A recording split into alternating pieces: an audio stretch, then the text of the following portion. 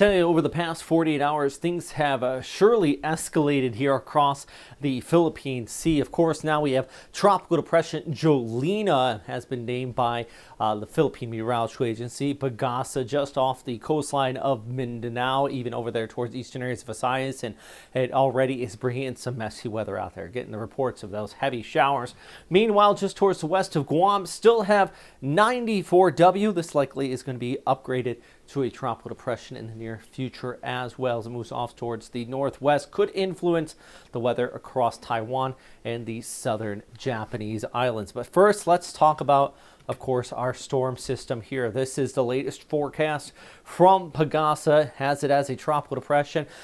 Here's the deal, though. They keep it as a tropical depression as it moves off there towards northeastern Luzon. I think this is a very hesitant or very conservative by Pagasa, and I truly believe, actually kind of leaning more towards what JTWC says with their latest forecast with Jolina here. They expect it to become a tropical storm with winds about 45 knots sustained. So, you know, we're talking about actually potentially a severe tropical storm before coming on shore. And all signs kind of lean towards that as well for this intensifying. And the main reason is if it just stays offshore, stays in these very warm sea surface temperatures, upper level conditions are there, that could allow this to continue to strengthen. So for now, Signal Force 1 has been issued by Pagasa across eastern areas of Visayas here off towards eastern Samar. I would not be surprised at all if this extends inland and further towards the north. So if you're out here in eastern Visayas, southeastern Luzon, definitely for sure want to continue to check back in with Pagasa for some of those latest updates. But for now, let's talk about the forecast here. Let's go hour by hour. This is heading through tomorrow at 2 o'clock. You can go hour by hour as this moves off there towards the north, even into Tuesday, just off the east coastline of Samar, moving off towards northeastern Luzon. This is by 2 p.m.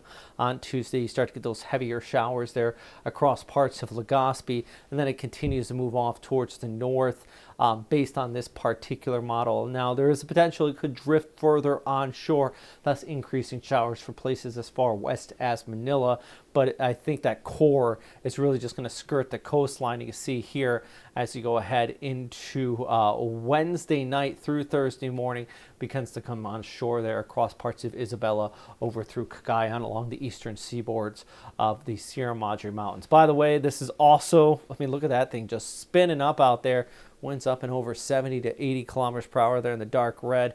That is associated with our other system that is expected to continue to strengthen and eventually could pull off there towards Ishigaki or the southern Japanese islands or even northeastern areas of Taiwan. I mean, the ECMWF just all over trying to spin this area up out here. As far as the rainfall is concerned, Tuesday, Wednesday into Thursday, you can see your center of circulation just pulling off there towards the north, right in there. That's where we're going to see this possibly cross Luzon or maybe just there towards the west.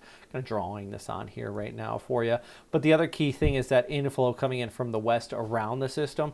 So despite the fact we probably going to see the core of the system just skirt the east coast, you're still going to have the inflow. So Palawan towards even over towards Manila, western Visayas, western Mindanao, that onshore flow is going to for sure kick up the showers out there for you as well. And just kind of a closer look on Jolina here as it moves off towards the north. There's a system, there's the center of circulation, your heavier showers skirting around, and then coming on shore potentially across the eastern areas of Sierra Madre Mountains, or for sure this wind flow is going to pile up there, kick up, probably going to be seeing totals well over 50 to nearly 100 millimeters as it comes on shore across the east coast, even stretching into the Cagayan Valley.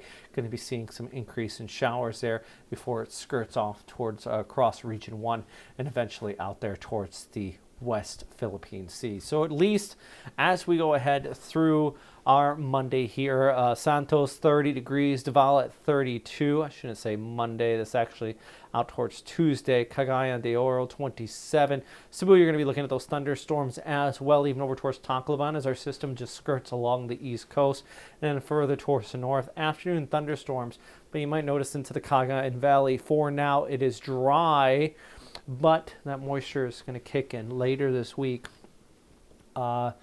by Wednesday night into Thursday as our system pulls off here towards the north. I also just want to get one more look at our other system just off of the Philippine Sea.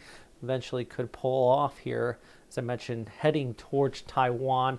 You guys want to watch this too, Ishigaki, and of course our friends out here in Okinawa. If this just does waver a little bit, the Westpac high weakens just a bit, that could pull it a little bit closer into your direction. So a lot going on, a lot to talk about today. And of course, I want to keep you guys posted. I want to keep you updated.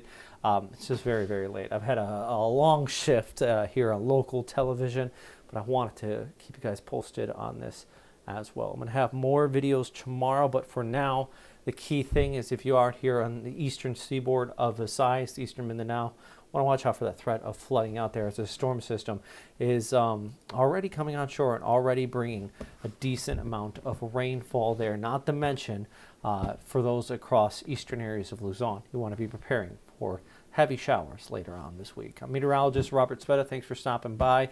If you do like these videos, check out the links down below to help support these videos and make sure I can keep on doing them, I suppose. All right.